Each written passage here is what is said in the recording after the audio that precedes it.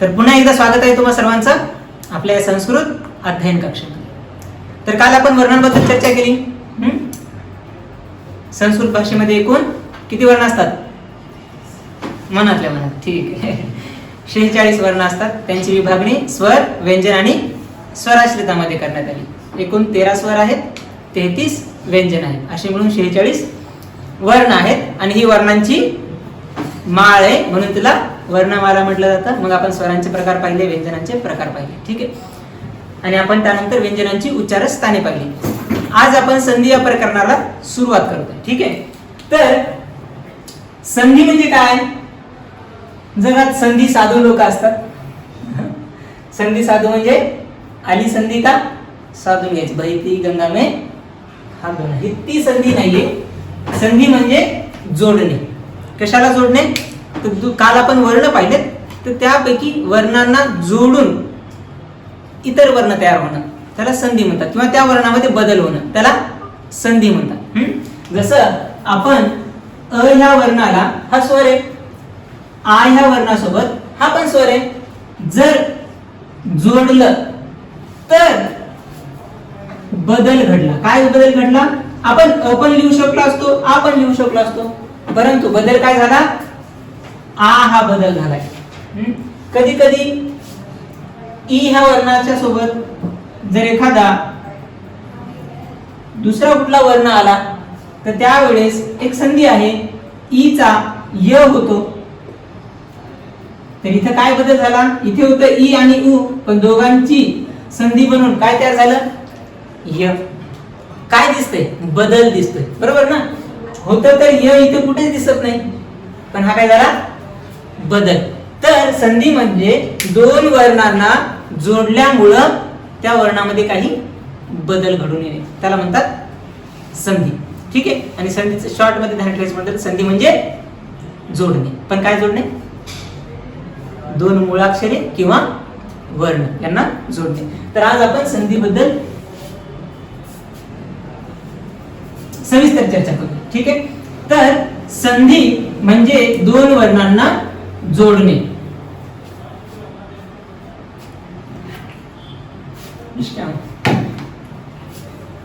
हे छान, नंतर करू त्याची ऍडव्हर्टाइजमेंट. हा, तर संधीचे एकूण प्रकार किती किती? मनातल्या मनात आज बोलणं कमी दिसतंय, ठीक आहे. तर संधीचे एकूण 3 प्रकार. किती? 3. पहिला स्वर संधी, दुसरा व्यंजन संधी, आणि तिसरा विसर्ग संधी. स्वर संधी, व्यंजन संधी, विसर्ग संधी. स्वर संधी कशाला म्हणतात? तर स्वरांना जोडणे त्याला स्वर संधी म्हणतात. दोन वेगवेगळे स्वर जोडणे झाली स्वर संधी. व्यंजन जोडणे झाली व्यंजन संधी. आणि विसर्गामध्ये होणारा बदल त्याला म्हणतात विसर्ग संधी. दोन स्वरांना जोडून जी तयार केली जाते ती असते स्वर संधी. इथे कोण जोडले जातात? स्वर जोडणे, स्वरांना जोडलं जातं. इथे व्यंजन जोडले जातात. कोण जोडले जातात? व्यंजन. आणि इथे विसर्गामध्ये बदल होतो. कशामध्ये? कशामध्ये? विसर्गामध्ये बदल. कसला बदल? तर कधी विसर्गाचा र बनतो, ठीक आहे, कधी विसर्गाचा स बनतो. तर ते बदल स्वरांना जोडणे. उदाहरणार्थ अ अधिक अ जोडलेला आपण गणितामध्ये विचार करायचा म्हटलं तर प्लस करतो, है ना? तर अ अधिक आ याचा बनतो आ. तर ही काय झाली? स्वर संधी. काय झाली? स्वर संधी. किंवा आपण आधी उदाहरण घेतलेलं ई अधिक अ, ह्या ई चा य बनतो आणि हा अ मिसळतो आणि तो अर्धा य पूर्ण होतो. ई अधिक अ य, ही काय झाली? दोन स्वर जोडले गेले म्हणून स्वर संधी. तर अशीच असते व्यंजन संधी, ज्याच्यामध्ये व्यंजन जोडले जातात, विसर्ग मध्ये बदल होतो. ह्या दोघांबद्दल आपण नंतर चर्चा करूया. आपण पहिल्या भागाला आज अभ्यासू. ठीक आहे. तर इथे व्यंजन जोडले जातात, इथे विसर्गामध्ये बदल होतो. आज आपण चर्चा करणार आहे ती म्हणजे स्वर संधी. ठीक आहे. ज्यांना लिहायचं असेल पटकन. तर स्वर संधी म्हणजे स्वर वर्णांची जोडणी. तर आता स्वर वर्णांची जोडणी किंवा स्वर संधीमध्ये किती प्रकार आहेत? तर स्वर संधीचे एकूण 5 प्रकार. किती? स्वर संधीचे एकूण 5 प्रकार. पहिल्याला म्हणतात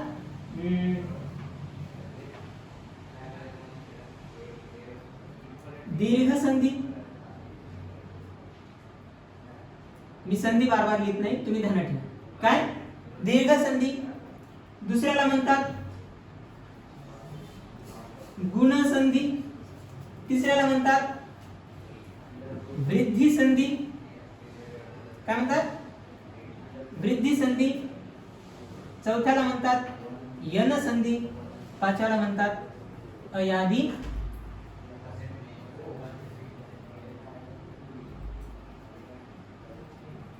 संधी.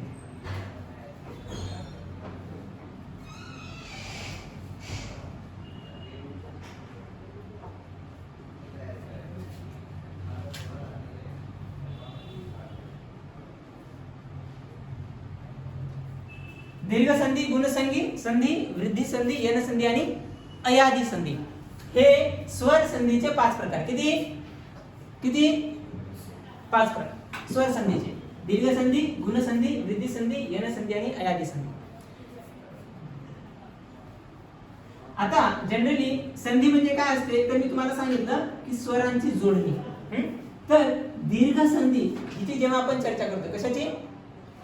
दीर्घ संधीची. आता पहिला आपण चर्चा करतोय दीर्घ संधी. दीर्घ संधीची जेव्हा आपण चर्चा करतोय तर एक गोष्ट ध्यानात ठेवायची, ती म्हणजे ह्याच दीर्घ संधीला अजून एक नाव आहे, सवर्ण दीर्घ संधी. काय नाव आहे?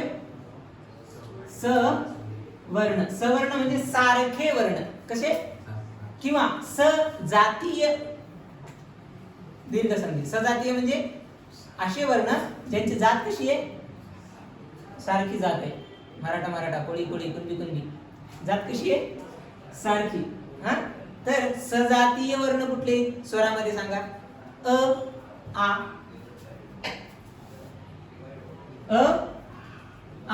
हा कसा आहे? सजातीय, सारख्या जातीचा. त्याला आपण एका घरात घेतलं. ठीक आहे. दुसरा ई. तिसरा उ. चौथा ए, ऐ. पाचवा ओ, औ. आता ह्यांना जर बघितलं अ, आ, ई, उ, ए, ऐ, ओ, औ, हे एकाच घर. हे कसे? सजाती. ह्यांना काय म्हटलं जातं? सजाती. आणि ही जी दीर्घ संधी होते ही होणार तर याच घरासोबत, नाही तर याच घरासोबत, नाही तर याच घरासोबत. इंटरचेंज होत नाही, इंटरमॅरेज नाही. ठीक आहे. इंटरकास्ट मॅरेज असतं तसं काही नाही. सजातीय म्हणजे एकाच जातीचं. मराठ्याची पोरगी मराठ्याचीच पोराला. तर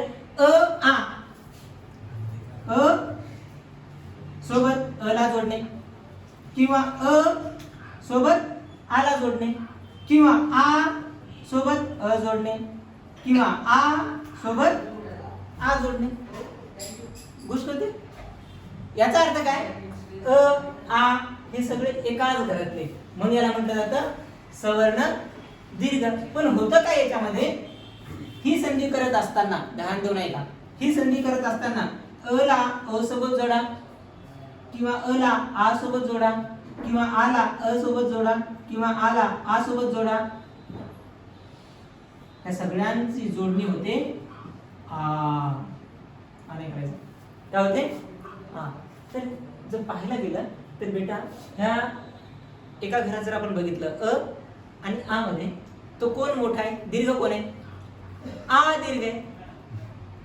घरामध्ये कोणी तर मोठा असतं ना, तर घरी जर चिठ्ठी आली, चिठ्ठी आई है आई है, कुणाचं पत्र आलं, समजा लग्नाची काही पत्रिका आहे, कुणाच्या नावाने ते?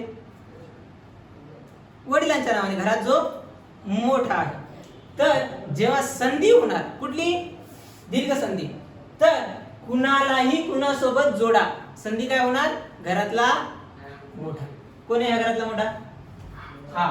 तर अला अशी जोडा किंवा अला आशी जोडा, आला अशी जोडा, आला आशी जोडा. संधी काय होणार? संधी काय होणार? तर उदाहरणार्थ इथे मी लिहितो, उदाहरण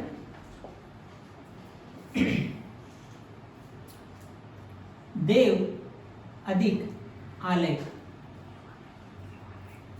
तर इथे ह्या जर शब्दाची आपण फोड केली तर ही कशी होते? द अधिक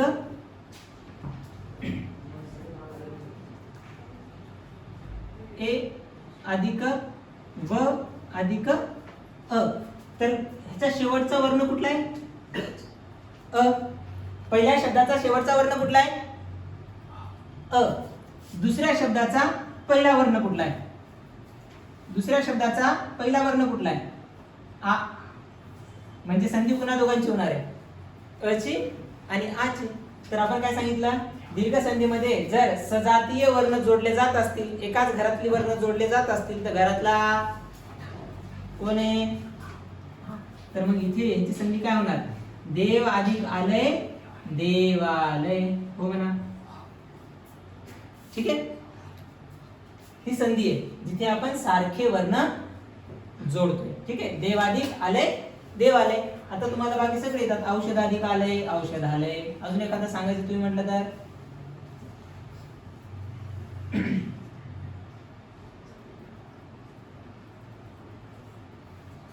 रामाधिक आश्रय. शेवटचा वर्ण अ, सुरुवातीचा वर्ण आ. राम अधिक आश्रय, रामाश्रय. गोष्ट होते. तर ह्या संधीला म्हटलं जातं सवर्ण दीर्घ संधी किंवा दीर्घ संधी, जिथे सारख्या जातीचे वर्ण जोडले जातात. उदाहरणार्थ आपण दुसरा एक वर्ण घेऊ. काय उदाहरण घेणार? ई साठी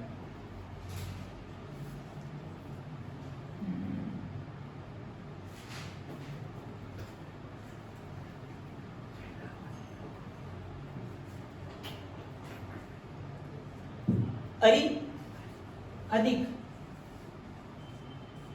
इंद्र. समजा असं आपण घेतला, अरी अधिक इंद्र. ह्याचं शेवटचं काय? इथं अजून थोडीस बदल करूया, थोडस.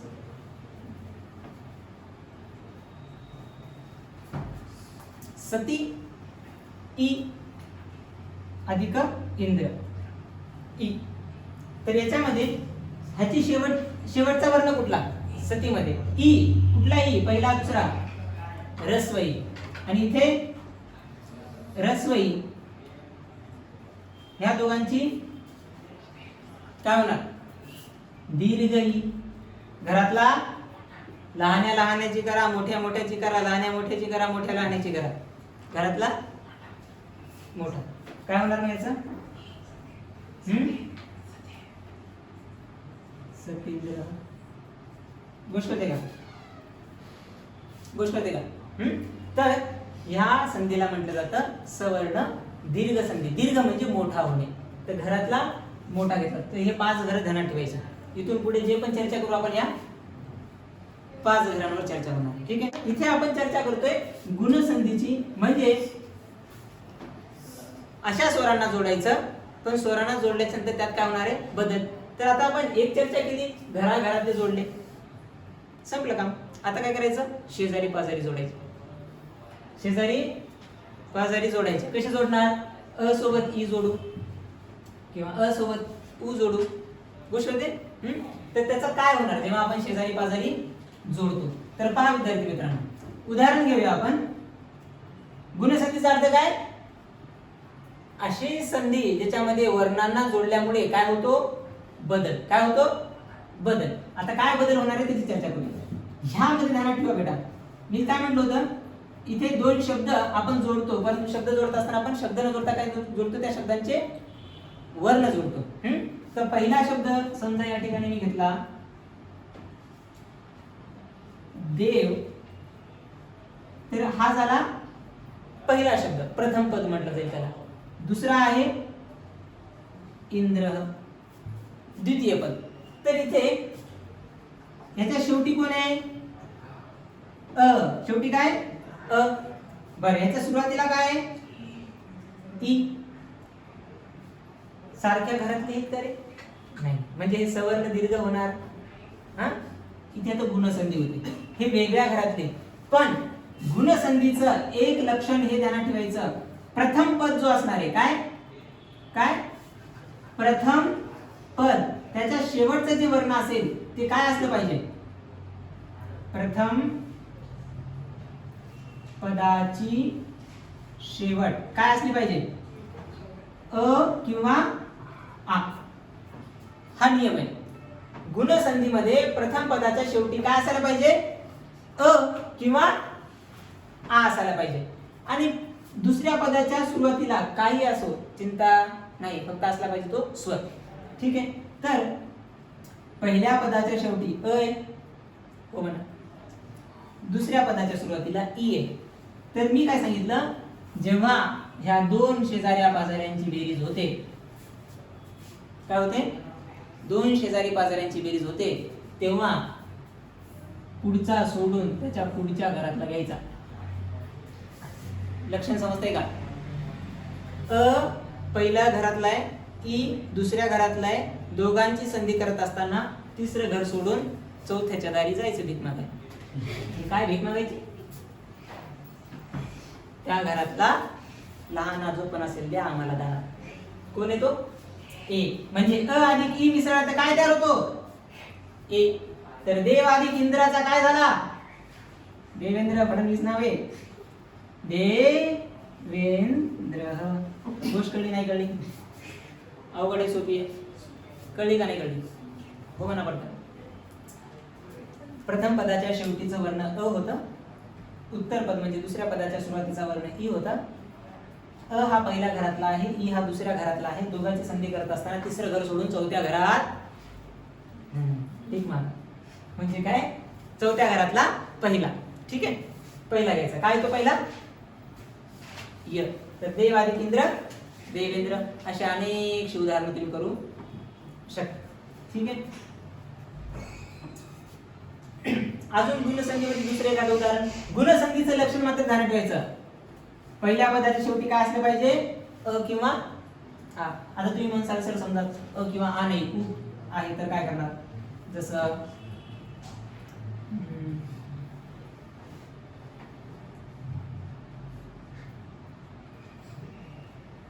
जल अधिक उर्मी, असं काहीतरी. काय? जल अधिक उर्मी. शेवटीला काय? पहिल्या पदाच्या अ, हो का नाही? याची जर फोड केली जलची तर शेवटीला काय ना? अ. सुरुवातीला काय? उ. आता सांगा, अ हा पहिल्या घरातला, उ हा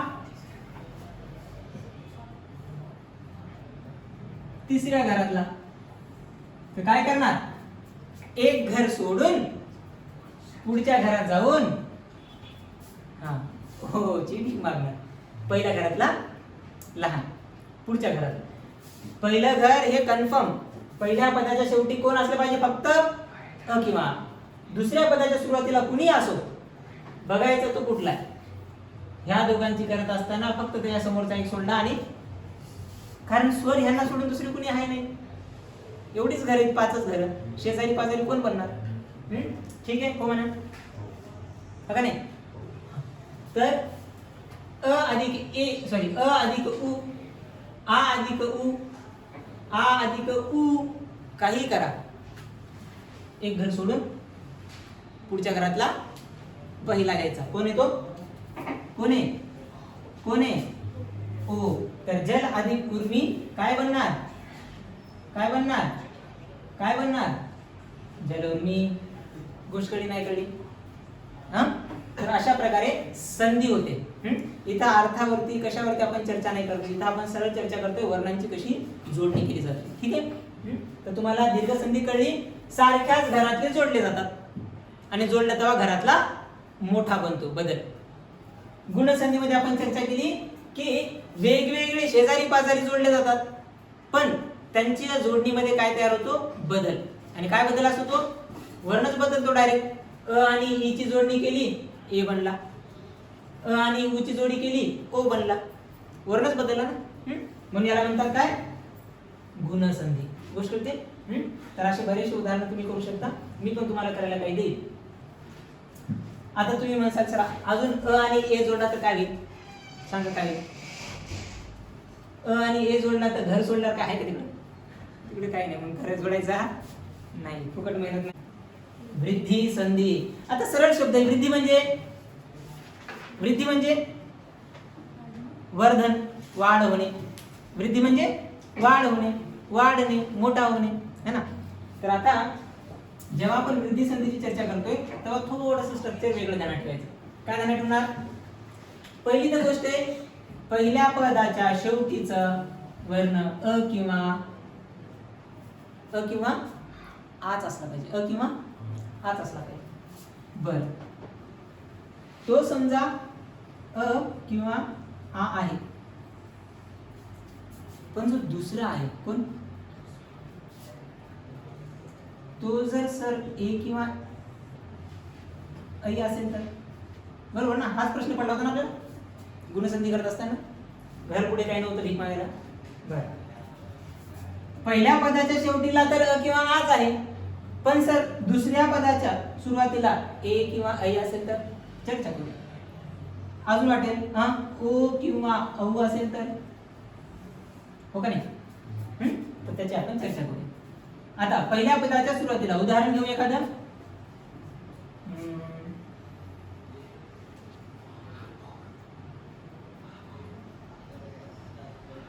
एक अधिक एकम. एक अधिक एकम असं आपण उदाहरण घेतलं. पहिल्या पदाच्या शेवटीला काय अ, दुसऱ्या पदाच्या सुरुवातीला काय एक. आता तुमचा प्रश्न हाच होता, सर या दोघांची जोडणी केली तर होणार काय, तर डोळे लावून ध्यानात ठेवायचं. वृद्धी म्हणजे काय, वाढ होणे. लहान असताना ए होता, मोठा झाल्यावर ऐ बनतो. तर वाढ झाली म्हणजे काय होणार, या दोघांची जर तुम्ही संधी केली तर काय बनणार, काय बनणार, ऐ. गोष्ट होते. जेव्हा तुम्ही अ किंवा आ ला ए किंवा ऐ सोबत काय करता, जोडता. अ किंवा आ ला ए किंवा ऐ सोबत जोडता तर संधी काय होते, ऐ. गोष्ट होते. म्हणजे पहिल्या पदाच्या शेवटीला अ किंवा आच राहणार, दुसरा जर ए किंवा ऐ असेल तर त्याचा बनतो ऐ. एक अधिक एकम एकम हो म्हणा. अजून एक सांगतो, सदा अधिक एव. सांगा, शेवटी आहे आ, सुरुवातीला आहे ए, ह्याचा बनतो ऐ, म्हणून होतो सदैव. हो का नाही. नाही समजत असेल पॉज करा, व्हिडिओ पुन्हा पहा. ठीक आहे. सदा अधिक एव सदैव. आता पहिल्याच्या शेवटीला अ किंवा आ, दुसऱ्याच्या सुरुवातीला ओ किंवा औ असेल तर काय करायचं, जसं समजा उदाहरण देतो, वन अधिक औषधी. वन अधिक औषधी. पहिल्याच्या शेवटीला काय अ, दुसऱ्याच्या सुरुवातीला काय औ. वृद्धी संधीमध्ये काय नियम आहे, पहिल्याच्या शेवटीला अ किंवा आ, दुसऱ्याच्या सुरुवातीला औ किंवा ओ किंवा औ असेल काय होतो, घरातला मोठा औ. मग काय होणार, वन अधिक औषधी, वन अधिक औषधी, वन औषधी. गोष्ट होते. सोपे. दीर्घ संधी झाली, गुण संधी झाली, वृद्धी संधी झाली. यन संधी म्हणजे काय, मी थोड्या वेळापूर्वी बोलता बोलता सांगून दिलेला, आता डिटेल मध्ये चर्चा करूया. ई चा य होणे, काय म्हणतोय मी, ई किंवा ई चा य होणे याला म्हणतात यन संधी. यन य होणे. तर ई किंवा ई चा य होणे याला म्हटलं जातं यन संधी. तो होतो कसा, ठीक आहे. उदाहरण आता इथं तो नियम संपला कुठला, पहिल्याच्या शेवटीला अच असलं पाहिजे किंवा आच असला पाहिजे, हा नियम संपला.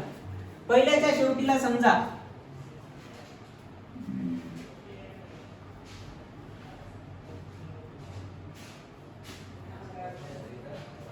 प्रति अधिक एकम समजा असेल. पहिल्याच्या पहिल्याच्या शेवटीला काय, कुठला वर्ण आहे, प्रतीच्या शेवटीचा वर्ण फोड केली तर काय येतो, प्रतीची फोड केली तर शेवटी वर्ण काय येतो, ई ह्रस्व ई. आणि सुरुवातीला काय आहे दुसऱ्याच्या य, हो का नाही.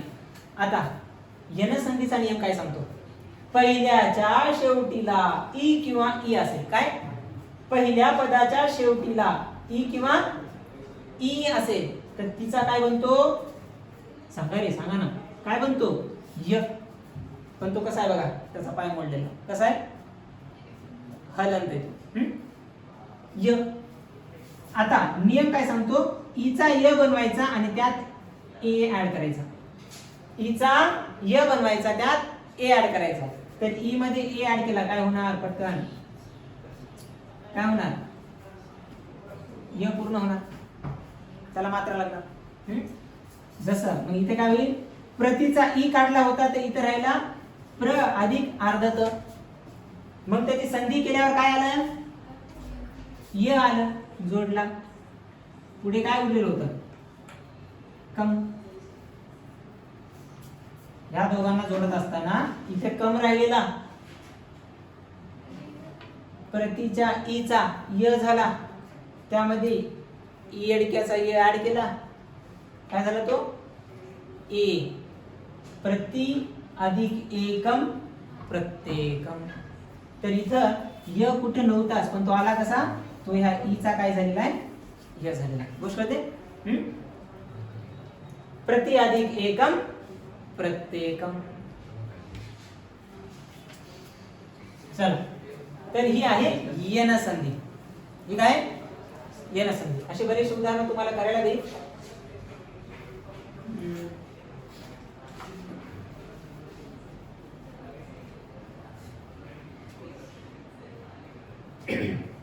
ठीक आहे. समजा असं लिहिलं, सती अधिक उक्ती, सती अधिक उक्ती. हे ह्याच्यासाठी घेतोय की आपल्याला समजावं की बदल काय नेमका घडतोय.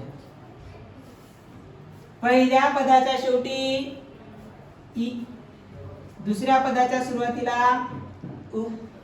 यन संधी काय सांगते, ईचा काय बनतो य, त्यामध्ये काय मिसळायचं उ, तर तो काय बनणार यू, नको यू, काय बनणार यू. सती मधला ई जेव्हा निघाला इथं काय उरला स अधिक अर्ध त, है ना, त्यामध्ये काय मिसळायचा यू. गोष्ट कळली नाही कळली, आशा करतो कळली असावी. सती अधिक उक्ती सत्युक्ती. म्हणजे पहिल्याच्या शेवटीला, पहिल्या पदाच्या शेवटीला ई किंवा ईच असलं पाहिजे, हा नियम त्याचा. काय असलं पाहिजे, ई किंवा ईच पहिल्या पदाच्या शेवटीला असलं पाहिजे कन्फर्म.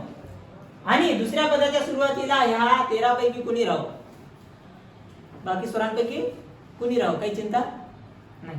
ठीक आहे, फक्त ते जोडून टाकायचे त्या यामध्ये. गोष्ट कळली. आता पुढे जाऊ. आपण दीर्घ संधी, गुणसंधी, वृद्धी संधी आणि यन संधी यांची चर्चा केली, बरोबर. आता आपण चर्चा करतोय फास्ट मध्ये अयादी संधीची. ह्याचा जर संधीला जर फोड केली आपण तो बनतो अय अधिक आदि. अय अधिक आदि. तर या संधीचं नाव अयादी संधी का? कारण इथे अय बनणार आहे. बदल काय घडणार आहे? अय. पण आधीचा अर्थ होतो इत्यादी इत्यादी. म्हणजे ह्याच्यासोबत अजून कुणीतरी आहे बदल. तर ह्याच्यामध्ये 4 बदल आहेत. अय, आय, अव, आव. तर हे आधीमध्ये हे तिघे येऊन जातात. त्यांचं नाव नव्हतं पण आधीमध्ये हे बाकीचे लोक येतात. हे बदल आहेत. अय, आय, अव, आव. कसे बदल आहेत आता मी तुम्हाला इथं समजून सांगतो. आपण चर्चा केली सारख्या घरातल्या लोकांची, शेजारी पाजाऱ्यांची, पहिल्याचा आणि ए आणि ओ सोबतची, दीर्घ गुण वृद्धी आणि यनची चर्चा केली. अयादीची चर्चा करत असताना गोष्ट काय आहे, जर पहिल्या पदाच्या शेवटीला काय म्हणतोय मी, पहिल्या पदाच्या शेवटचा जो वर्ण आहे तो ए असेल, ऐ असेल, ओ असेल किंवा औ असेल. काय म्हणतो मी, पहिल्या पदाच्या शेवटचा वर्ण काय असेल, ए, ऐ, ओ, औ. तर ह्या ए चा बनतो अय, ऐ चा बनतो आय, ओ चा बनतो अव आणि औ चा बनतो आव. गोष्ट होते. जसं तिथे ई चा य झालता तसं इथे ए चा काय होतो अय, ऐ चा बनतो आय, ओ चा बनतो अव आणि औ चा बनतो आव. उदाहरणार्थ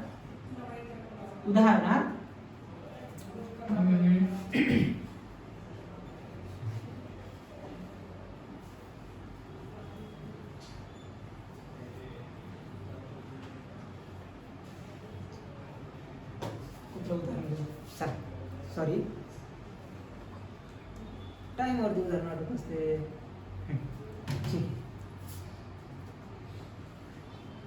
समजा उदाहरण आपण असं घेतलं, ने अधिक अयन, ने अधिक अयन, ने अधिक अयन.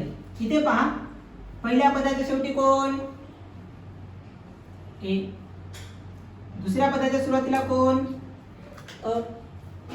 ए चा काय बनतो अय, बरोबर की नाही. त्यात काय मिसळायचा अ. काय बनणार मग, य मध्ये अ मिसळला तर य पूर्ण होतो, हो का नाही. आता बघा इकडे संधी करत असताना काय होणार, याची संधी न अर्धा होता त्यामध्ये ह्याचा अ मिसळला तो पूर्ण झाला. पहा बेटा इथे न अर्धा होता, य चालला गेल्यामुळे न अर्धा होता, त्या अर्ध्या न मध्ये ह्याचा पहिला अ मिसळला तो न कसा झाला, पूर्ण झाला. आणि पुढे काय होतं य, इथे काय राहिलेला न अधिक अन, एवढंच होतं. ने अधिक अन तर काय झालं, नय नयन. तर इथे ए चा अय झाला, अ मिसळला तर तो अय झाला. इथलचा अर्धा न होता त्यामध्ये ह्याचा पहिला अ न, य इथून उरलेला न, नयन. तर अशा प्रकारचे याला म्हणतात अयाधी संधी. तर इथे जसा ए चा अय झाला, अय असेल तर त्याचा आय होतो. जसं याचं एक उदाहरण घ्या, कशाचं, ऐचं. गए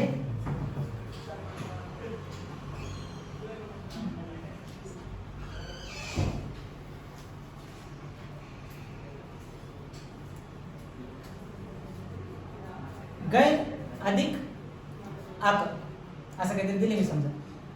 काय म्हणणार इथे शेवटीला काय आहे, ऐ. ऐचा काय होतो आय, त्यामध्ये काय मिसळणार अक, काय मिसळणार अ, तो बनणार आय.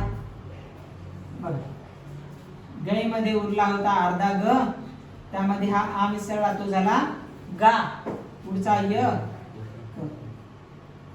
गै अधिक अक गाय.